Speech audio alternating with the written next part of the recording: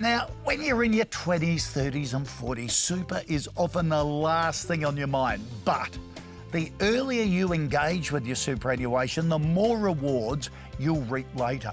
Rebecca Harvey from Brighter Super is going to take us through some of the steps to set yourself up for success early. Rebecca, let's go age by age. Yep. What should people be thinking about in their 20s when it comes to super? Because retirement seems so far away. That's true. But in your 20s, you first started getting super when you first started working. The exciting part about that is you've been contributing to super and it's been growing through compounding. Yep. The average Australian super balance grows 5 times the size between the ages of 25 and 34 and 45 and 54. And Wow. again, that's through the magic of compounding growth. Right. For those in their 20s, they should be considering just getting to understand about super.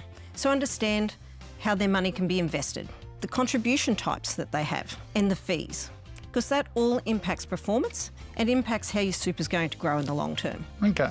Then, if you're in your 20s, consider making some additional contributions, and you can do that through salary sacrifice. Even the smallest amount can make a big difference over time due to compounding, and that can really make a difference in the decades to come. Right, let's go on to your 30s. This is a time when things start to get a little more serious, but it's a time when, for most people, their commitments are growing. Absolutely. It's a critical time in your 30s to start thinking about your super. Some things you should be thinking about: making additional contributions into super. Also thinking, do I have any lost super out there? At Brighter Super, we have a super match tool that's available on our website to anyone, where they can check if they've got any lost super, and then they can also consolidate through there as well. Or they can go to the MyGov app.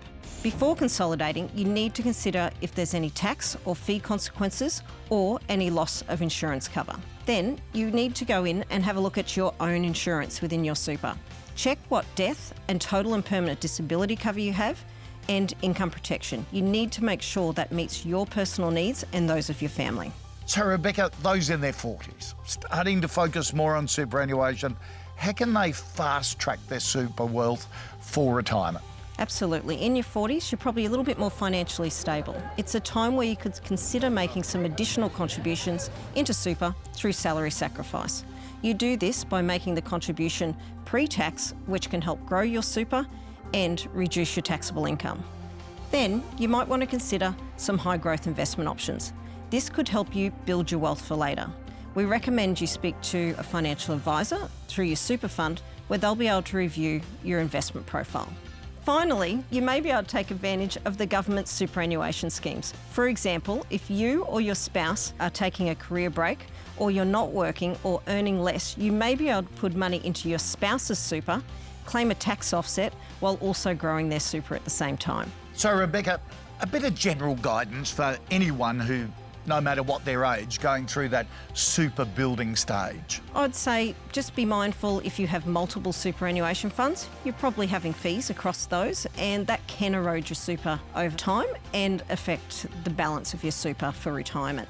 Also, at Brighter Super, we have account specialists that help members understand how much they need in retirement and also navigate superannuation to make the most of their super in the future. Rebecca, you're a lifesaver. Thanks for joining us. Thank you.